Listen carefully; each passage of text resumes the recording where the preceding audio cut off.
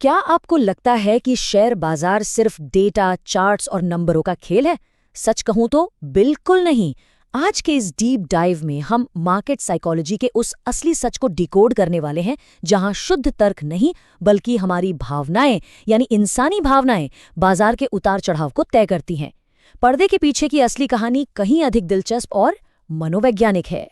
तो आज का हमारा रोड मैप कुछ ऐसा रहेगा।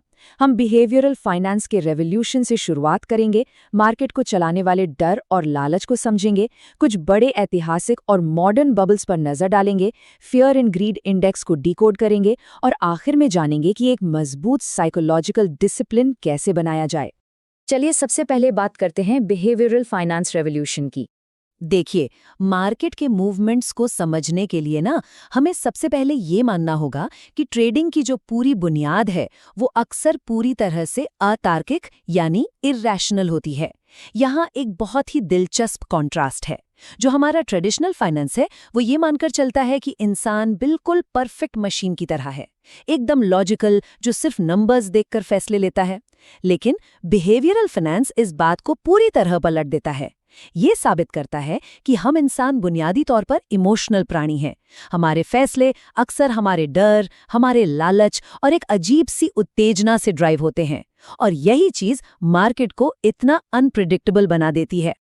और यहीं से एंट्री होती है मार्केट के दो सबसे बड़े ड्राइवर्स की, डर और लालच। ये दो भावनाएं, डर और लालच, मार्केट के इन बड़े बड़े स्विंग्स को चलाने वाली सबसे पावरफुल ताकतें हैं। और स्मार्ट इन्वेस्टिंग का सबसे बड़ा सीक्रेट क्या है? वॉरेन बफेट का ये मशहूर कोट इसे एकदम परफेक्ट तरीके से समझाता है। जब दूसरे लालची हों तो डरो, और जब दूसरे डरे हुए हों तभी लालची बनो।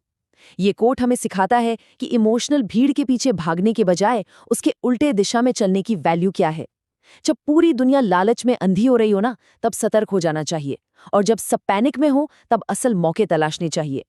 आप जरा सोचते हैं कि ये सब एक खतरनाक मनोवैज्ञानिक जाल कैसे बुनता है। हम सब के अंदर कुछ कॉमन कॉग्निटिव बायस होते हैं।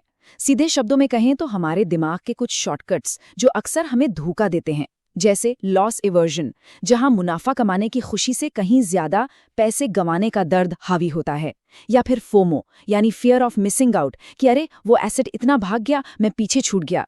ये सारे बायस हमारे ऑब्जेक्टिव फैसले लेने की क्षमता को पूरी तरह हैक कर लेते हैं। यहाँ तक कि नुकसान की भरपाई के लिए गुस्से में की गई रिवेंज ट्रेडिंग भी इसी ट्रैप का एक बड़ा हिस्सा। अब आते हैं हिस्टोरिक और मॉडर्न बबल्स पर। ये जो छोटे छोटे इमोशनल बायस है ना, ये सिर्फ किसी एक इंसान के पोर्टफोलियो को खराब नहीं करते। जब ये बड़े पैमाने पर एक साथ मिलते हैं तो ये पूरी दुनिया की इकोनॉमी को हिला देने वाले इवेंट्स पैदा करते हैं। सदियों से ऐसा ही होता आ रहा है। कलेक्टिव मार्केट साइकोलॉजी ने बार बार एसेट्स के दाम इतने बढ़ा दिए हैं कि उनका असलियत से कोई वास्ता ही नहीं रहा।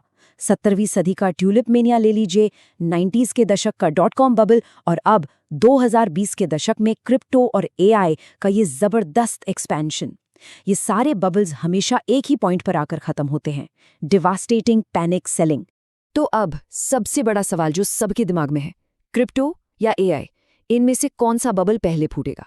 ये समझना बहुत क्रूशियल है कि जो पुराने ऐतिहासिक पैटर्न हमने देखे वो आज के इन मॉडर्न और भारी डिबेट वाले सेक्टर्स पर कैसे फिट बैठते हैं। अगर हम मौजूदा बहसों को न्यूट्रल नजरिए से देखें तो एक बहुत ही दिलचस्प थ्योरी सामने आती है। कहा जाता है कि क्रिप्टो मार्केट काफी हद तक लालच यानी ग्रीड से ड्राइव हो रहा है, बिना किसी सॉलिड इंट्रिंसिक बैकिंग के, बस रेगुलेशन से बचने और रातों रात बड़ा रिटर्न पाने की उम्मीद में। वहीं दूसरी तरफ एआई में जो ये हजारों करोड़ का कॉर्पोरेट इन्वेस्टमेंट हो रहा है वो भारी रूप से डर से प्रेरित है। जी हाँ, फियर। कंपनियों के अंदर का फोमो कि अगर हमने एआई में इन्वेस्ट नहीं किया तो हम अपने कॉम्पिटिटर से हमेशा के लिए पीछे रह जाएंगे। एक तरफ प्योर ग्रीड और दूसरी तरफ कंपटीशन का डर। इन भावनाओं को नापने के लिए ही बनाया गया है the fear and greed index. जब भावनाएं ही बाजार को चला रही हैं तो क्या इन भावनाओं को नापने का कोई तरीका है? बिल्कुल है। ब्रॉडर मैट्रिक्स को देखने से पहले VIX यानी CBOE वॉलेटिलिटी इंडेक्स को समझना बहुत जरूरी है। इसे अक्सर डर का इंडेक्स या फियर इंडेक्स कहा जाता है। ये S&P 500 ऑप्शंस के डेटा को यूज करके ये अनुमान लगाता है कि अगले 30 दिनों में मार्केट में कितनी उथल-पुथल होने वाली है। क्या मार्केट एकदम रिलैक्स्ड है या फिर घबराया हुआ है। अब CNN का फियर एंड ग्रीड इंडेक्स सिर्फ एक चीज पर निर्भर नहीं रहता। ये 7 अलग-अलग इंडिकेटर्स का एक मिक्स है। इसमें मार्केट की वॉलेटिलिटी, सेफ हेवन एसेट्स की डिमांड, पुट और कॉल ऑप्शंस का डेटा, स्टॉक प्राइस का मोमेंटम और यहाँ तक कि जंक बॉन्ड्स की डिमांड जैसे फैक्टर्स शामिल हैं। इन सब को मिलाकर एनालिस्ट्स एक ब्रॉड, डेटा ड्रिवन तस्वीर बनाते हैं कि आखिर इस वक्त मार्केट का कलेक्टिव मूड कैसा है। और इस इंडेक्स का सबसे कमाल का हिस्सा क्या है पता है? ये हमारी अमूर्त भावनाओं को, हमारे इमोशंस को एक ठोस स्कोर में बदल देता है। ये स्कोर 0 से 100 के बीच होता है। अगर स्कोर 0 से 24 के बीच है तो इसका मतलब है एक्सट्रीम फियर, यानी अत्यधिक डर। ऐसे में एसेट्स जरूरत से ज्यादा बिक चुके होते हैं। और अगर स्कोर 75 से 100 के बीच है तो वो है एक्सट्रीम ग्रीड या अत्यधिक लालच, जो ये साफ चेतावनी देता है कि मार्केट अब खतरनाक रूप से ओवरहीट हो चुका है और कभी भी भारी गिरावट आ सकती है। तो अब आते हैं हमारे आखिरी और सबसे जरूरी हिस्से पर, साइकोलॉजिकल डिसिप्लिन बनाना। सिर्फ ये जान लेना काफी नहीं है कि मार्केट में इमोशंस काम करते हैं। असल चुनौती है खुद को उनसे बचाना। इसके लिए हमें कुछ बहुत ही स्ट्रिक्ट आदतें डालनी होंगी। ये 4 सिंपल लेकिन पावरफुल स्टेप्स आपके बहुत काम आ सकते हैं। पहला, हमेशा एक डिटेल्ड ट्रेडिंग जर्नल मेंटेन करें। दूसरा, कोई भी ट्रेड लेने से पहले एक चेकलिस्ट को फॉलो करें ताकि कोई भी फैसला हड़बड़ी में ना हो। तीसरा, अपने रिस्क रूल्स और स्टॉप लॉस एकदम सख्त रखें। और चौथा, जो शायद सबसे मुश्किल है, जब मार्केट में बहुत ज्यादा उथल-पुथल हो तो थोड़ी देर के लिए स्क्रीन से दूर हट जाएं और एक ब्रेक लें। ये स्टेप्स आपको उस इम्पल्सिव ट्रेडिंग से बचाएंगे जो अक्सर अच्छे खासे कैपिटल को पल भर में जीरो कर देती है। आज के इस सेशन को खत्म करने से पहले जरा इस एक सवाल पर सोचेगा।